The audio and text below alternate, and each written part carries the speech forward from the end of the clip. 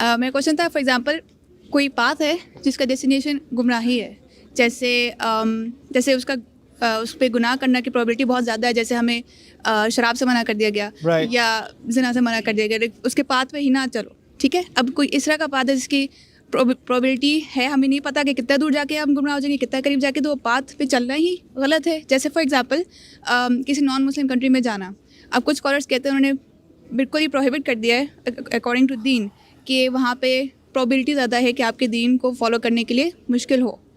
या फिर जैसे एडिक्शंस हो जाती हैं, लोगों को गेम्स की एडिक्शन हो जाती है, अब आहिस्ता आहिस्ता एडिक्शन बढ़ती जाती है।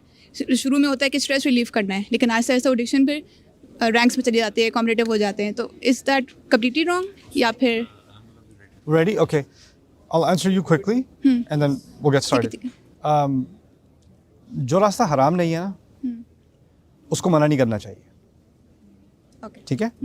और कोई भी जो चीज़ है जो खुद बजाते खुद नुकसानदेह नहीं है, उसमें भी नुकसान आ सकता है, यस। ठीक है। आपको स्पोर्ट्स अच्छे लगते हैं, आपकी एडिक्शन होगी, आपने पढ़ाई छोड़ दी, आप स्पोर्ट्स खेल रहे हो हर वक्त, नुकसान तो होगा, ठीक है ना।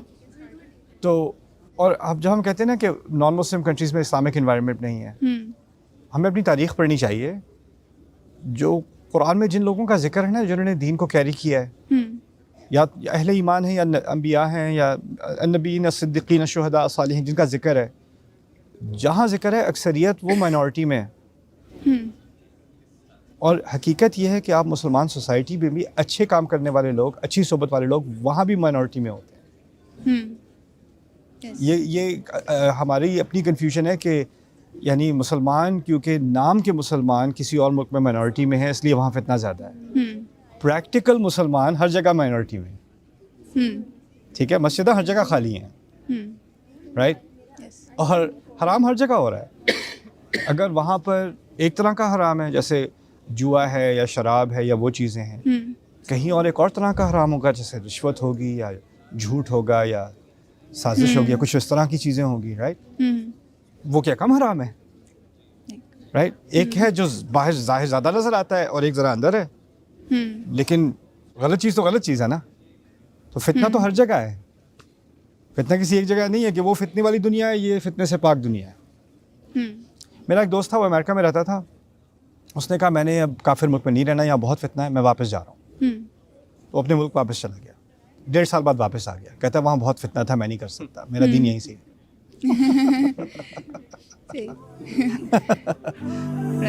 अस्सलाम वालेकुम।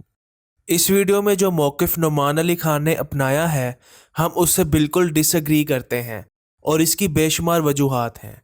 पहले तो इनकी वीडियो के कमेंट्स में खुद अक्सरियत ने नुमान अली खान के मौक़िफ़ को मानने से इनकार किया है, और इस बात को बेहतर तरीके से वही प्रैक्टिसिंग मुसलमान समझ सकते हैं जो ऑलरेडी गैर मुस्लिम ममालिक में रहते हुए चैलेंजेस का सामना कर रहे हैं।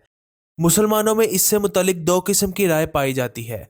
एक ग्रुप कहता है कि मगरबी गैर मुस्लिम ममालिक में कानून की पाबंदी है, सिक्योरिटी, लॉ एंड ऑर्डर की सूरत हाल बेहतर है और लोग अच्छे हैं, ईमानदार हैं। दूसरा ग्रुप कहता है कि बेशक ये सब फ़ायदे मुयस्सर हैं, लेकिन अगर मुवाजना किया जाए तो ये फ़ायदे किस काम के जब आप और आपकी नस्लों में से हकीकी खालिक व मालिक का खौफ निकल जाए और आप अपना ईमान खो दें। दुनिया की कामयाबी के पीछे अपना ईमान खोकर आप इस आर्जी दुनिया को तो हासिल कर लेंगे, लेकिन हमेशा रहने वाली हकीकत और आखिरत बर्बाद कर लेंगे। इस बात को नज़रअंदाज करके कि इस दुनिया की ज़िंदगी में ज़्यादा फ़ायदा कौन से मुल्क में है और कौन से मुल्क में नहीं, हमारे लिए सबसे ज़्यादा अहमियत कुरान और हदीस की है। जब अल्लाह और उसके नबी पाक सल्लल्लाहु अलैहि वसल्लम ने फरमा दिया कि हम लाइफ स्टैंडर्ड्स को रीज़न बनाकर गैर मुस्लिम ममालिक में नहीं रह सकते, तो बात यहाँ ख़त्म हो जाती है। कुरान में अल्लाह फरमाता है, जो लोग अपने नफ्स पर जुल्म कर रहे थे, उनकी रूहें जब फरिश्तों ने कब्ज़ की तो उनसे पूछा कि ये तुम किस हाल में मुब्तला थे। उन्होंने जवाब दिया कि हम ज़मीन में कमज़ोर और मजबूर थे। फरिश्तों ने कहा, क्या खुदा की ज़मीन वसी ना थी कि तुम इसमें हिजरत करते? ये वो लोग हैं जिनका ठिकाना जहन्नुम है और वो बड़ा ही बुरा ठिकाना है। नबी पाक सल्लल्लाहु अलैहि वसल्लम की हदीस है, मैं हर उस मुसलमान से बरी हूँ जो मुशरिकों के दरमियान रहता है। اکثر لوگ جو غیر مسلم ممالک میں ہجرت کرتے ہیں اپنے دین کو تو بچا لیتے ہیں، لیکن اگلی نسلوں کی گارنٹی کون دے گا؟ اور اس سے اگلی نسل کا کیا ہوگا؟ اگر اگلی نسل فتنے میں پڑ گئیں تو ان کا گناہ بھی اس شخص پر ہوگا جس نے یہ جانتے ہوئے بھی کہ غیر مسلم ممالک میں بہت زیادہ فتنے ہیں، وہاں پر پوری زندگی گزارنے کا فیصلہ کیا۔ اور آپ کسی بھی معاشرے میں رہتے ہوئے وہاں کا کلچر اور کچھ نہ کچھ عادات اپنا ہی لیتے ہیں، چاہے وہ ڈریس کوڈ ہو، رسم و رواج ہوں یا طور طریقے۔ اور اگر کوئی نہ بھی اپنانا چاہے تب بھی وہ غیر اسلامی چیزیں جب آپ شروع میں ایکسپیرینس کرتے ہیں تو آپ کو عجیب لگتی ہیں، لیکن آہستہ آہستہ جب آپ اپنے ارد گرد دیکھتے رہتے ہیں تو سب نارمل لگنے لگتا ہے اور آپ فتنے کا شکار بھی ہو سکتے ہیں۔ مثال کے طور پر ہیلووین اور کرسمس جیسے شرک والے تہوار۔ اسلامک اسکالر ابو تیمیہ نے بھی اس بات کا انکشاف کیا ہے کہ مغربی ممالک میں نان مسلمز قرآن، حدیث اور تفسیر کی کتابیں پڑھ کر خود سے ایسے وسوسے اور ایشوز بنا رہے ہیں جس سے مسلمانوں کو شکوک و شبہات میں ڈالا جائے، اور اسی طرح کئی مسلمانوں کو وہ نان مسلم کرنے میں کامیاب ہو چکے ہیں۔ نبی پاک صلی اللہ علیہ وآلہ وسلم کی حدیث ہے کہ قیامت کے قریب ایسے فتنے ہوں گے کہ آدمی صبح کو مومن ہوگا اور شام کو کافر ہوگا، اور شام کو مومن ہوگا اور صبح کو کافر ہوگا۔ تبلیغ کا کام اس کو سیکھنے کی خوبصورت محنت ہے۔ آپ دور دراز دیس میں ہو، یہاں ماحول نہیں۔ ہمارے اسلامی ملک کا بچہ جتنا بگڑ جائے گا نا، مسلمان رہے گا، مسلمان رہے گا۔ یہاں کے بچے شکوک و شبہات کا شکار ہیں کیونکہ ماحول کا اثر ہے۔ تو تبلیغ ایک ایسا شیلٹر ہے جس میں آپ اپنے آپ کو بھی بچا سکتے ہیں، اپنی نسل کو بھی بچا سکتے ہیں۔ امت بن کے رہیں۔ فرقہ، شکر ہے یہاں فرقہ واریت کی وہ آگ نہیں جو میں نے انگلینڈ میں دیکھی یا فرانس میں دیکھی، یہاں بہت امن ہے۔ اسی کو باقی رکھیں، امت بن کے رہیں، پیار محبت سے رہیں، لڑائی جھگڑوں کو معاف کر کے رہیں۔ آپس میں کوئی لڑے ہوئے ہو تو اٹھ کے فوراً صلح کر لینا، اللہ بہت راضی ہوگا۔ اور تبلیغ میں وقت لگائیں، انشاءاللہ اس سے آپ کو بہت نفع ہوگا، بہت فائدہ ہوگا، بہت فائدہ ہوگا۔ قرآن کے ساتھ جڑیں۔ آپ پرائے دیس میں بیٹھے ہیں، قرآن زندگی سے نکل گیا تو ہم اندھے ہو جائیں گے۔